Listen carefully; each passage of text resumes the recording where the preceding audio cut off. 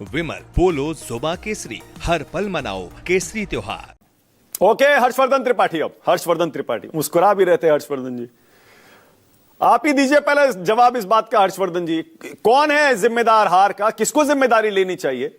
और सतीश जी जो सवाल उठा रहे हैं उसमें गलत क्या है? एक सवाल कम से कम जो मैं भी लगातार पूछ रहा हूं, ये 10,000 रुपए वाला क्या इतना बड़ा गेम चेंजर था क्या? और क्या इसको चुनाव आयोग को रोकना चाहिए था क्या? हर्षवर्धन जी बोलिए। माने भाई, जिम्मेदार आप ही हैं और कौन है? आपके अलावा कौन जिम्मेदार हो सकता है भला? मुझे हंसी इसलिए आ रही है कि कई बार लगता है ना कि लोकतंत्र के चौथे खंभे के तौर पर हमारी जिम्मेदारी क्या है। हम भी क्या सड़क किनारे बैठे हुए फ्रॉड, फर्जी, नग बेचने वाले, वो वहीं पे तोता से भविष्य बांचने वाले ऐसे पोंगा पंडित हैं क्या? पंडित और पोंगा पंडित का फर्क होता है। मुझे पंडित कहिए मानक जी, क्योंकि मैं अपने प्रोफेशन के साथ गलत काम नहीं करूंगा, बेईमानी नहीं करूंगा।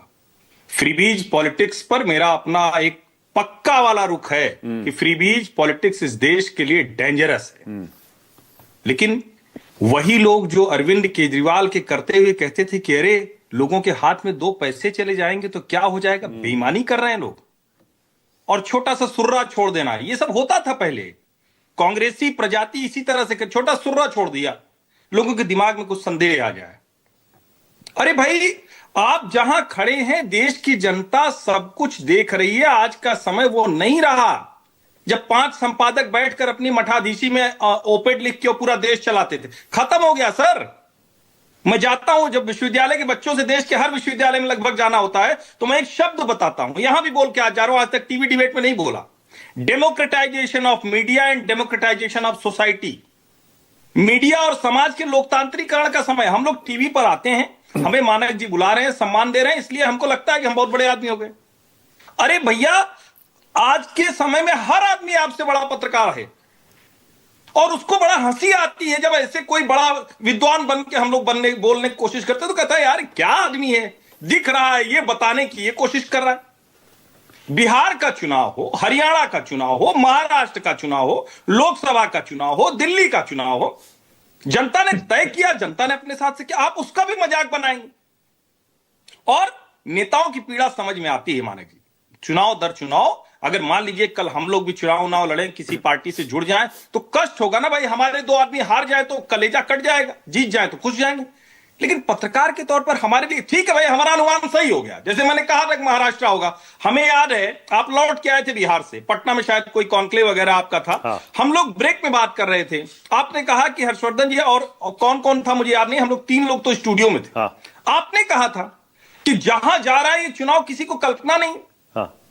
और 10,000 उसमें ट्रिगर हो सकता है, ये हम लोग ये बात कर रहे थे। लेकिन ढेर सारी वजहें हैं।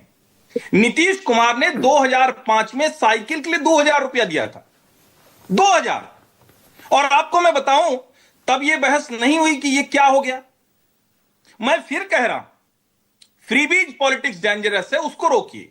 लेकिन अगर 10,000 रुपए वो कह रहे हैं कि महिलाओं को उद्यमी बनाने के नाम पर किया, ठीक है, चुनाव में लाभ के लिए किया, इसमें कोई संदेह नहीं है। उद्यमी बनाने के नाम अगर 50 और 25% महिलाएं भी, ये चूंकि सतीश जी क्या लाखों के पैकेज पे रहे तो इनको नहीं समझ में आएगी। बिहार से दिल्ली आ गए ना, यहां बड़े फ्लाइट पे रहते हैं, तो इनको नहीं समझ। अभी बताए थे कि दिल्ली वाला 50 लाख के बराबर है। असली संकट यही है कि जो बिहार से भी दिल्ली पत्रकार आ गए ना, वो बिहार की असलियत नहीं बताते हैं। लालू जी को सामाजिक न्याय का योद्धा बताते हैं। सामाजिक न्याय के योद्धा अगर कोई है कर्पूरी ठाकुर के बाद तो नीतीश कुमार है। अटल जी की अगुवाई में सामाजिक न्याय हुआ, इसको साफ साफ कहिए। क्यों, मतलब मुझे समझ में नहीं आता भाई, हमारा स्टेक क्यों जुड़ा हुआ है? हमको आपको इसलिए मानक जी बुलाते हैं, जो मन में आए साफ साफ कहिए।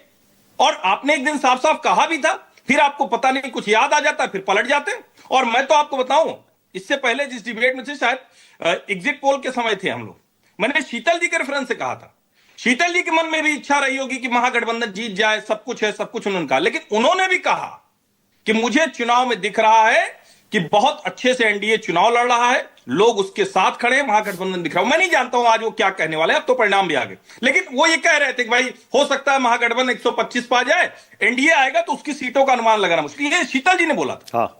मैं ये कह रहा हूं कि एक पत्रकार और विश्लेषक के तौर पर हमारे मन की इच्छा वो हो सकती, लेकिन ऐसे अफवाह फैलाना, ये वाला काम करना, इसके लिए हम लोग पत्रकार हैं, बुद्धिजीवी कहे जाते हैं। और मैं फिर कह रहा हूं, हम लोग टीवी पे आते हैं, बस इतना फर्क है। लोकतंत्र में आज देश के हर व्यक्ति को उतना ही स्थिति है, उतना ही वो पढ़ा लिखा है, उतना ही वो जानता है, हर चीज पे प्रतिक्रिया देता है, सोशल मीडिया उसके पास है, उसका हो सकता है जानने का, समझने का नजरिया हमसे आपसे बेहतर हो, इसलिए मजाक मत बनाइए देश के लोकतंत्र। हर्षवर्धन जी, मोदी को कौन हरा सकता है? राहुल गांधी हरा सकते हैं क्या? तेजस्वी तो फेल हो गए, राहुल गांधी ने कुछ चुनाव में हराया भी है, अब अखिलेश है, ममता है, स्टालिन है, कोई है क्या ऐसा? मानक भाई, इस सवाल पर एक बात मैं कहूंगा, मोदी को लगातार लोग हराते रहे हैं। आप एक तरफ स्क्रीन स्प्लिट कीजिए और एक तरफ लिखना शुरू कीजिए कहां कहां हारे हैं। अभी तो लोकसभा चुनाव में अखिलेश यादव 37 सीटें थे ना, मोदी योगी दोनों थे ना। उत्तर प्रदेश में योगी आदित्यनाथ मुख्यमंत्री हैं, मोदी जी प्रधानमंत्री, हारे ना, 37 सीटें रह गई भाई, 33 में भाजपा आ गई, हारे ना। मैं ये कह रहा हूं कि आप इसको कैसे देखें, 2017 के चुनाव में 99 सीटों पर आ गई थी भारतीय जनता पार्टी गुजरात में। क्या हुआ था जरा याद कीजिए, 3 लड़के थे, राहुल गांधी गए थे, अब अल्पेश और हार्दिक इधर आ गए। जिग्नेश तो बेचारा कम्युनिस्ट है, उसको तो राजनीति क्या करनी, हो तो विचित्र किस्म की राजनीति करता है, एक सीट जीत लेता है अपनी कांग्रेस सहयोग से। कम्युनिस्टों का तो वो तो विदेश में देखते हैं ना अपनी सारी चीजें, आस्था उनकी वहीं रहती। यहां की जमीन से जुड़कर जो राजनीति करेगा वो मोदी को हरा सकता है। ओके, आप सोचेंगे कि विदेशी जमीन से निर्देश लेकर विदेशी आइडियाज के लिहाज से अब भारत नहीं, भारत दूसरी तरह सोचने लगा, अब आप भूल जाइए उसे। और मैं फिर कह रहा हूं, ममता ने हराया कि नहीं हराया? हाँ, हराया ना। यहीं दिल्ली में मोदी जी के नाक के नीचे 2-2 बार अरविंद केजरीवाल ने हराया कि नहीं हराया? हराया ना। और सब छोड़िए, अभी झारखंड में हेमंत सोरेन ने जेल भेज दिया गया था उनको, आरोप थे ना बड़े गंभीर गंभीर, लेकिन खड़े हो गए हेमंत सोरेन, कहा कि हम आदिवासियों के नेता। भाजपा लाख तिकड़म करती रह गई, खूब लगा दिया हेमंत विश्व शर्मा, शिवराज सिंह चौहान, क्या क्या उस वक्त भाषण चलते थे, नहीं जीत पाए भाई। मोदी को हरा सकता है जो जमीन पकड़ेगा, स्थानीय स्तर पर अपने लोगों को साथ लेकर। सर, हर्षवर्धन जी, यही तो सवाल हो गया है अब कि पहले बीजेपी और मोदी जी फ्री बीज बोलते थे, वो नहीं खेलते थे ऐसी पॉलिटिक्स, अब खेलने लगे हैं, वो भी हर राज्य में इस तरह की घोषणाएं करने लगे। और जाहिर है केंद्र सरकार में जो बैठा होगा वो ज्यादा बड़ी घोषणा कर सकता है। ऐसे में लगता है आपको कोई हरा सकता है? मैं कह रहा हूं अब गेम बदल गया है। मानक भाई, मैं एक बात बताऊं आपको, हाँ। ये जो कहा जाता है ना कि केंद्र के आधार पर मसला नहीं है। मैं ममता बनर्जी की सरकार से बहुत से मामलों में बहुत भयानक मेरी नाराजगी है, और मेरा ये मानना है कि जिस तरह का सिंडिकेट चल रहा है वो कम्युनिस्ट सरकार से बहुत आगे चला गया है। मैं जो कलकत्ता और बंगाल के दूसरे हिस्सों को जानकर कह रहा हूं, लेकिन वहां की योजनाओं की तो चर्चा दिल्ली में नहीं होती। क्यों ममता को नहीं उखाड़ पा रहे? ममता बनर्जी ऐसी कम से कम 1 दर्जन स्कीम चला रही।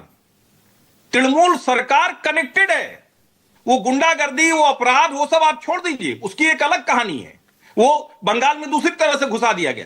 लेकिन ममता बनर्जी को उखाड़ना इसलिए मुश्किल हुआ। अब 15 साल बाद देखेंगे वो क्या तैयारी करेंगे। तो जो जहां ठीक से लड़ रहा है वो चुनाव जीत भी रहा है। और अच्छा ये बताइए, तेलंगाना और कर्नाटक में क्या हुआ था? अभी तो कितना दिन हुआ है, हाँ।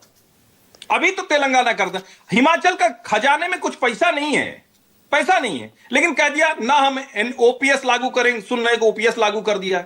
आप कहां जाना चाह रहे हैं ये जरा सोचिए। और मैं फिर कह रहा हूं, देश को डिरेल अगर करेंगे डेवलपमेंट से तो आप वो वाला करते रहिए सतीश जी, और आप तो दिल्ली आ गए हैं, कुछ मौज करते रहें और देश के दूसरे हिस्से रोते रहो। हम यहां से बैठ के कह रहे हैं नहीं, उसके साथ तो बड़ा अन्याय हो रहा है।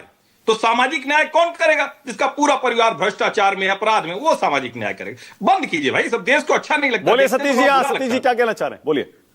मैं इतना ही कह रहा हूं, मौज तो आजकल हर्षवर्धन जी की है, हमारी तो मौज कभी न थी न रहेगी, पहली चीज। दूसरा कि ये भी मैं देखता हूं, मैं उनका जवाब सिर्फ एक ही लाइन में दूंगा कि आजकल पत्रकारों में भी एक पंडित प्रजाति का पत्रकार पैदा हुआ है। इससे ज्यादा मैं कुछ नहीं कहना चाहता हूं। विजय त्रिवेदी को लाइए, विजय जी भी अलग पंडित हैं। हमारी तो हमेशा मौज रही।